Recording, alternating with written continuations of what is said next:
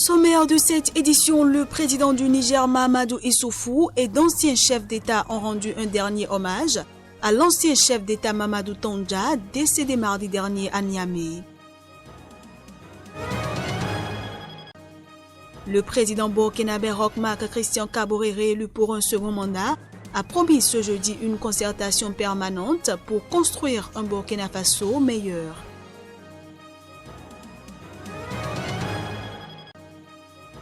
Et puis l'arbitre tunisien Ali Benasser se souvient de chaque geste du génie Diego Maradona durant le match qu'il a abrité le 22 juin 1986, quand l'Argentin marqua 2 buts restés dans l'histoire.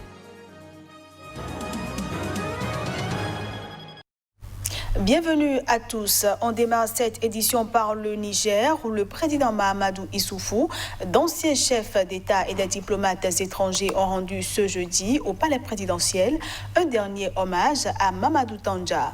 L'ancien chef d'État est, rappelons-le, décédé mardi dernier à Niamey à l'âge de 82 ans. Les obsèques officielles de l'ancien président Mamadou Tandja ont été organisées dans la cour du palais présidentiel. Parmi les invités figurait notamment le général Salou Djibo, le chef de la junte militaire qu'il avait destitué en 2010. Ses 10 enfants, ses compagnons d'armes et anciens collaborateurs de l'ex-président des chefs traditionnels et religieux étaient également présents. À ton pays, ton cher pays, le Niger, tu as tout donné, y compris ta personne, convaincu que ta mission est justement d'être au service de ce peuple, notamment le monde rural, les femmes et les jeunes. J'ai gardé de lui l'image d'un homme affable, d'un homme très rigoureux sur les principes, qui aimait le travail, qui aimait aussi ceux qui travaillent, et qui ne reculait devant rien par rapport aux intérêts du pays, aux intérêts de la nation. Celui-là, c'est un homme du peuple, qui aime le peuple, qui travaille pour le peuple, et c'est pas pour rien qu'il est resté populaire. Et il survivra à sa mort, c'est certain. Malgré sa répression des Touaregs et sa tentative de rester au pouvoir à la fin de ses 2 mandats, l'ex-président Mamadou Baba Tandja reste une figure adulée pour sa lutte contre la pauvreté et son austérité. Il sera inhumé à Maïné-Sourao, son village natal dans la région de Difa, situé au sud-est, théâtre depuis 2015 des attaques des islamistes de Boko Haram. Le président Roch Marc Christian Kaboré a promis ce jeudi une concertation permanente pour construire un Burkina Faso meilleur. Il a fait cette promesse lors d'une intervention quelques minutes après l'annonce de sa réélection au premier tour par la Commission électorale nationale indépendante.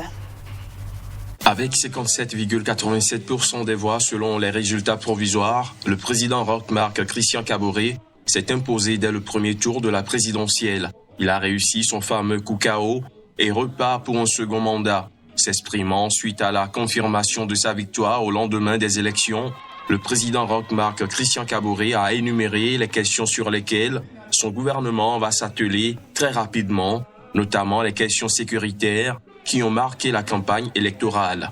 C'est une victoire que nous avons obtenue. Il y a de la joie, effectivement, que nous avons au cœur, mais c'est également une responsabilité importante, celle d'être le président de tous les Burkinabés sans exception.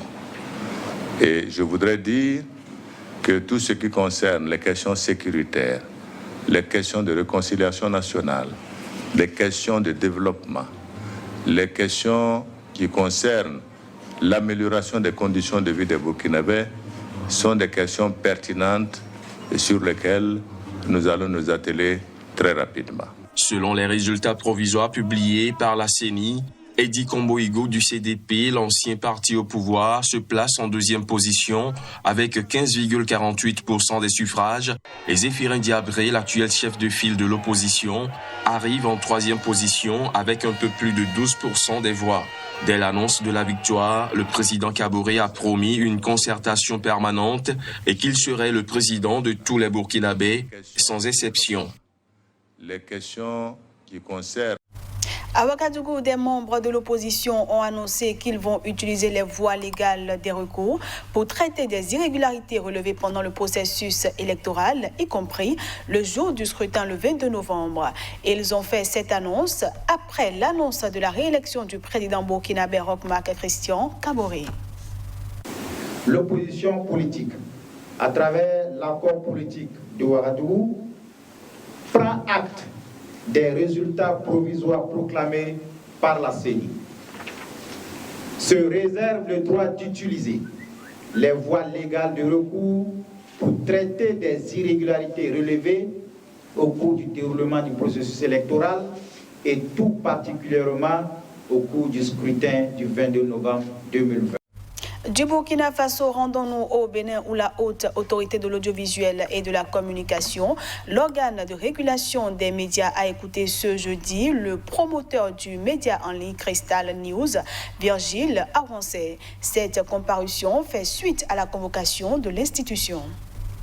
Crystal News, radio en ligne, a comparu ce jeudi devant la commission de la carte de presse, de l'éthique et de la déontologie de la haute autorité de l'audiovisuel et de la communication pour une séance d'instruction. Il est reproché au promoteur d'avoir, sur l'émission Grand Angle du média en date du 15 novembre, laissé l'invité tenir des propos diffamatoires et attentatoires à la paix et à l'unité nationale. Après la séance d'instruction, les conseillers sont passés à l'audition publique du promoteur à huis clos. Pour l'avocat de Crystal News, la HAC fondamentalement reconnaît la qualité du journaliste, néanmoins reproche dans la conduite de l'émission un manque de professionnalisme. Il dénonce un bâillonnement de la presse.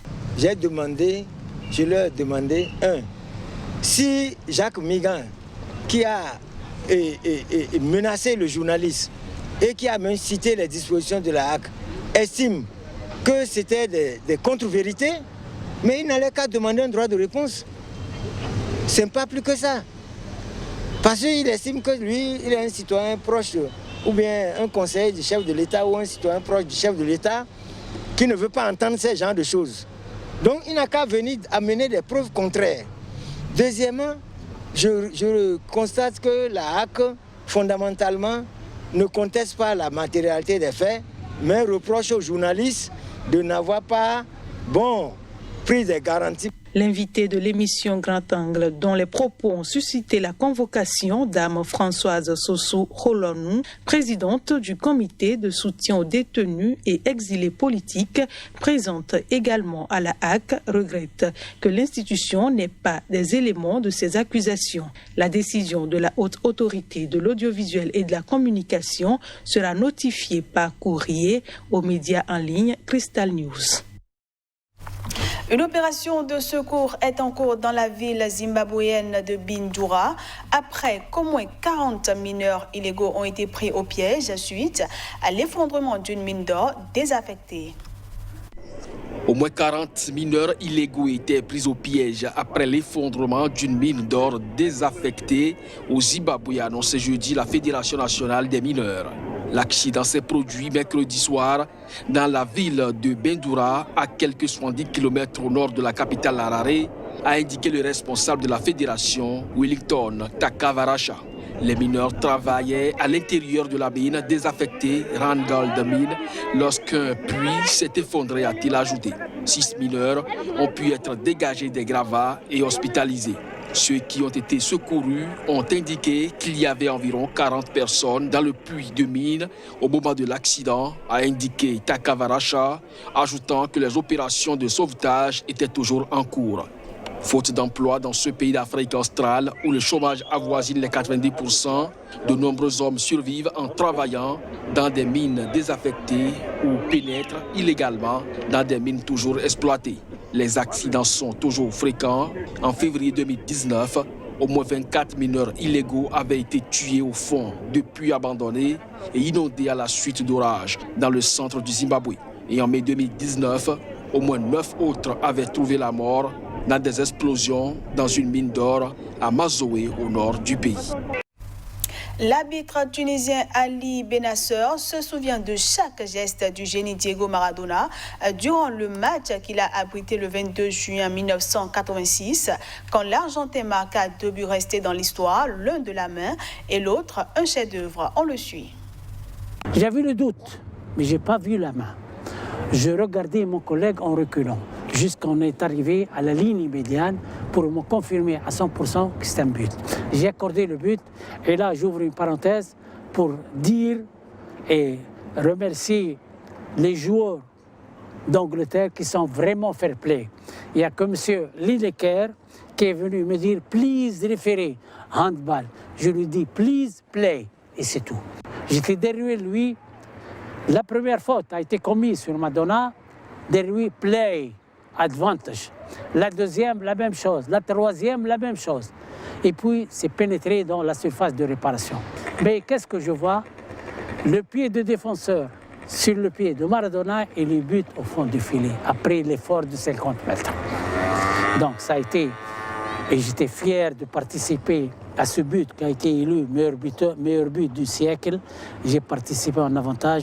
Même Maradona, lorsqu'il a rendu visite chez moi, il a dit que c'est grâce à ce monsieur que j'ai eu le meilleur but du siècle. C'est une légende. C'est quelque chose de rare qui peut arriver dans un siècle, 2 siècles, 3 siècles. C'est extraordinaire. Il a une volonté exceptionnelle. Il ne triche pas dans l'effort. Il veut gagner. Il veut gagner partout. Et c'est lui, lorsqu'il est venu chez moi, j'ai demandé à l'interprète de lui dire que ce n'est pas l'Argentine qui a gagné la Coupe du Monde, c'est Maradona. Et puis l'icône du football argentin Diego Maradona, décédé mercredi à l'âge de 60 ans, a été enterré ce jeudi vers 20h, soit 23h GMT, lors d'une cérémonie familiale privée dans un cimetière de Buenos Aires, et ce, à l'issue d'une journée où des milliers de fans lui ont rendu un dernier hommage. Le corbillard transportant le cercueil recouvert du drapeau argentin avait quitté le palais présidentiel en fin de journée, salué par des milliers de personnes le long des routes avant que le cercueil ne soit mis en terre dans un caveau familial. Il faut dire que plusieurs incidents sont venus ternir ce moment de recueil. Le cercueil a dû notamment être déplacé selon une source gouvernementale, des supporters déchaînés ayant envahi la cour de la présidence. Et voilà, mesdames, messieurs, ce sera tout pour cette édition. Merci à tous d'avoir été des nôtres.